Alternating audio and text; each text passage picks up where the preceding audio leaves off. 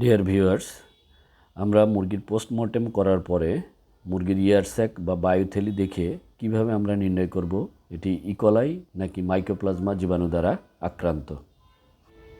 এখন যে ছবিটি দেখতে পাচ্ছেন এটি একটি সুস্থ মুরগি পোস্টমর্টেম করার পর তার যে ইয়ার স্যাক বা বায়ুথলি সেটির ছবি, এবং এটি কিন্তু দেখা যাচ্ছে অত্যন্ত স্বচ্ছ এবং পরিষ্কার।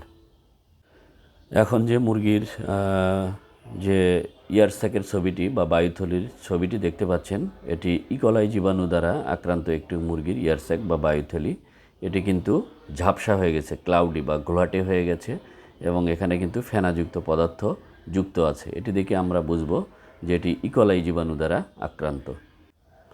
আপনারা এখন যে ইয়ার স্যাক বা বায়ুথলিটি দেখতে পাচ্ছেন এটি মাইকোপ্লাজমা জীবাণু দ্বারা আক্রান্ত মুরগির ইয়ার স্যাক বা বায়ুথলি।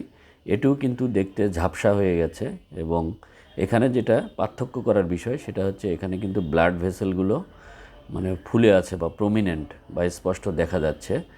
তো আমরা এই পার্থক্য থেকেই কিন্তু আমরা দেখে বুঝতে পারবো যে মুরগি ইকোলাই নাকি মাইকোপ্লাজমা দ্বারা আক্রান্ত।